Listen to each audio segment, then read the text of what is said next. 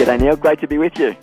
Gavin, it's not always positive and fun talking about debt, but it's one of those necessary things from time to time because sometimes debt gets out of hand. Yes, debt is a big issue, particularly in the contemporary Australian climate where it's pretty hard to buy a house without some level of debt, and often it's a high level of debt, so it's pretty hard to avoid, and there are some strategies that you can implement to avoid getting yourself into trouble.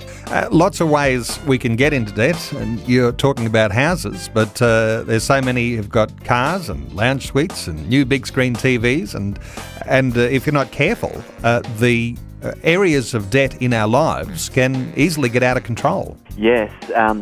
Often it's great to be able to use debt to buy assets that are going to increase in value, but it becomes a little bit more challenging when you're buying assets like, or items like cars and furniture and other consumables that decrease in value. And generally I'd encourage that you're not to go down that track and just wait till you have the funds to be able to purchase those things. But sometimes people are in that scenario and they need to work out how to address it and how to move forward. Let's talk about that, a proactive approach to having debt. And I guess there'd be those in the community who don't even know how much debt they've got. They just got, bills coming in left, right and centre to pay for all of this debt. I suppose the first step would be basically knowing how much debt you're in. How do you calculate your own debt? The first step in any movement forward when thinking about your finances is to really know your current situation. So that's a process of listing all of your assets and all of your liabilities or your debt, the things where you owe money, and then you can work out how to move forward from them. But you've got to really list all of those assets and all of those debts, and then you can actually get an understanding of where you're at and then start to move forward from there. And typically, if you've got a whole bunch of different debts, they might have a different interest rate that is due on them. I guess you can prioritise those debts if you're calculating those debts.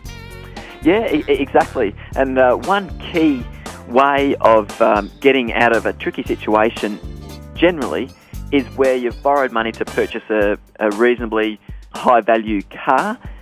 If you've got a $20,000 debt or $30,000 debt on a car, then very quickly you can save yourself $400 or $600 a month of payments on that. If you sold that car and bought a good quality second-hand vehicle for a few $1,000s, you've already wiped out having to commit to $400 or $600 in repayments each month and taken the pressure off straight away.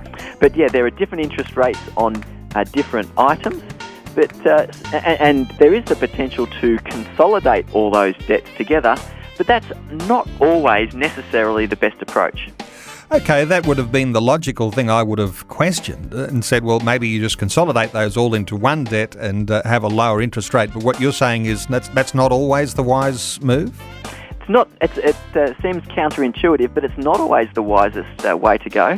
Often people have all these credit card debts, car loans, personal loans, and they think, well, I can consolidate all those loans, and rather than paying, 12 and 18% interest, I can put those all together, group them, and include them in my home loan, and I'm paying less interest, and then I've dealt with the issue. The problem with that is that whilst you're paying a lower interest rate, you're going to potentially be paying those off over a 30-year period rather than a shorter period.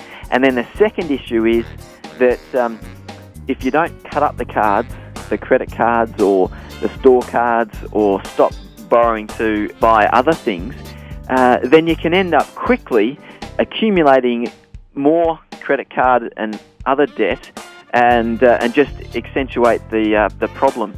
So there are those two issues.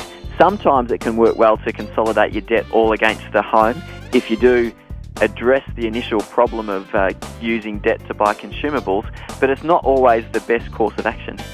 It seems to me the bank wants to keep us in debt. The temptation is, I guess, if you get one debt paid off, that you take on another. What you're saying in what you've been talking about there is be careful not to take on more debt once you've actually gotten rid of some of it. Yeah, you've got to address the problem and not just the symptom. So the symptom is that there's debt there, but we need to address the problem, which is using debt to buy consumable items. And so that's the key. You can't just address the symptom, you've got to address the actual problem. How important is it, if you are struggling to deal with financial issues of debt, that you're doing it on your own? Often people will go to a financial counsellor or someone that there can be some sort of accountability to. Is that a wise thing, to have someone who's just looking over your shoulder and someone who's got permission to actually say, Yes, it is crucial generally to have that accountability in this sort of scenario. And it ranges from engaging an organisation like Christians Against Poverty, as a group that deals with people who are at the pointy end of not being able to pay for their debts, and they sort of take over your financial situation, to perhaps getting alongside a friend or someone who's good with finances in your local church that can actually just help you through a bit of a challenging time. So there's a wide range of options in how to get that support, but it is crucial to make sure that you've got the encouragement and the biblical wisdom of someone who can actually support you in your journey out of debt. So a starting point, Gavin, for someone who's drowning in debt right now, and there might be debt coming from all sorts of areas, what's the best thing to do? Just find a blank table, lay out all your paperwork on the table and get that calculation going? Yes, that's exactly right. And you know how you talked about earlier with your debts and listing them from highest interest rate to lowest interest rate? Rather than doing that, we often suggest that you list your debts from smallest to largest and start focusing on the smallest debt first and start paying that off. Commit to your minimum repayments on all your debts. Start paying off the smallest one, and then once you've paid off that small one, use what you were paying off on that first small debt to put against the next debt. And then once you've paid off that debt, then you can start to use the payments that you're using to pay off that next smallest debt to pay off the next one. It's called the debt snowball, and it works really effectively to pay down those debts. And it's a good solution or good alternative to consolidating all your debts under the mortgage, but you can just leave them as their individual debts. You might be paying higher interest rates, but the idea is that you're going to pay them off more quickly than if you put them against your mortgage. Oh, well, Gavin Martin, always good advice, and particularly good today. And to point people to your website at www.cornerstonewealth.com.au, people might like to get in touch with you personally if there's some issues that they're facing. For others who mightn't be able to see you because you're based in Melbourne, they could communicate with you. But certainly, as I often say at the end of our segments, our conversation's not about individual advice, and sitting with a financial advisor in your local community could take into account personal circumstances. Gavin Martin, always a pleasure talking about these issues. Thanks so much for being with us again today on 2020. Thank you, Neil. Great to be with you.